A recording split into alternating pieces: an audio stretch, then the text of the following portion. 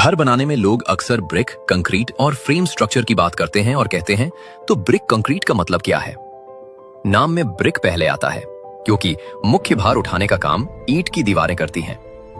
Concrete का मतलब है बीम और कॉलम जैसी आरसीसी स्ट्रक्चर्स। ये मुख्य भार नहीं उठाते बल्कि ईंटों की कमजोरियों को पूरा करते हैं। साधारण शब्दों में मुख्य भार ईंटों से उठाया जाता है जिससे भार क्षमता और ड्यूरेबिलिटी बढ़ता है। बीम और कॉलम इसलिए दिए जाते हैं ताकि ईंटों की शेयर स्ट्रेंथ और स्टेबिलिटी की कमी पूरी हो सके। ब्रिक कंक्रीट की कीमत के हिसाब से परफॉर्मेंस बहुत अच्छी होती है। 8 मंजिल तक के मकान ज्यादातर ईंट कंक्रीट से बनाए जा सकते हैं। अगर आपको भी घर बनवाना हो तो किसी प्रोफेशनल की मदद लेना सबसे बेहतर है। ब्रिक कंक्रीट स्ट्रक्चर का मतलब क्या होता है? ब्रिक कंक्रीट स्ट्रक्चर में मुख्य हिस्सा लाल ईंटें होती हैं। कंक्रीट का मतलब रीइंफोर्स्ड कंक्रीट से है, ये बाद में आता है, जो कि कॉलम और टाई बीम के रूप में होती हैं। स्ट्रक्चर में लाल ईंट की वर्टिकल लोड बेयरिंग क्षमता और उसकी टिकाऊपन का उपयोग किया जाता है।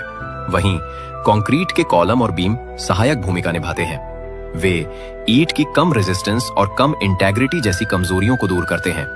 इसलिए कंक्रीट का यूज केवल स्ट्रक्चर की स्टेबिलिटी के लिए होता है। ये स्ट्रक्चर लागत के हिसाब से बहुत किफायती होती है। तो आप अपने घर को किस तरह बनाना चाहते हैं? नए बन रहे घरों में ड्रेनेज पाइप का काम बहुत महत्वपूर्ण होता है। ध्यान से सुनिए ये 7 पॉइंट्स। 1. नीचे की सतह को सीमेंट रेती से ठीक से भरकर मजबूत करें। उसके बाद ही पाइप डालने के लिए नाली काटें ताकि दबकर टूटे ना। 2.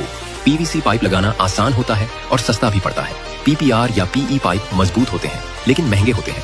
3.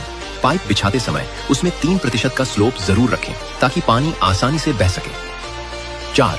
वर्टिकल पाइप में एस शेप का मोड़ न दें क्योंकि साफ करना मुश्किल होता है। 5. हॉरिजॉन्टल पाइप में 90 डिग्री का तीखा मोड़ न दें, बड़े रेडियस वाला घुमाव दें जिससे चोक न हो। 6. जब रिंग बीम या दीवार बनाएं तभी पाइप के लिए छेद छोड़ दें। बाद में दीवार तोड़कर छेद करने से स्ट्रक्चर कमजोर हो सकता है। 7. हर पाइप का मुंह ढक्कन से बंद करें ताकि उसमें मलबा या सीमेंट न घुस जाए। क्या आपको भी अपना घर डिजाइन करवाना है? आज हम आपको हाउस कंस्ट्रक्शन में आने वाली गड़बड़ियों के सॉल्यूशन बताते हैं। यह है हुक्ड कॉलम। हुक कॉलम में स्टैगर्ड ब्रिक जॉइंट से कनेक्शन के लिए एंकरिंग रीबार्स छोड़ें। ऊपर और नीचे टाई बीम बनाएं।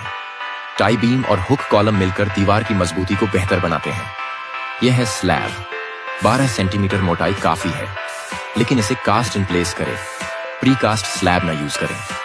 स्टील बार 2 लेयर और 2 दिशाओं में बिछाएं। कंस्ट्रक्शन के लिए पहले दीवारें उठाएं, फिर कॉलम डालें, फिर ऊपर का टाई बीम और हुक कॉलम डालें।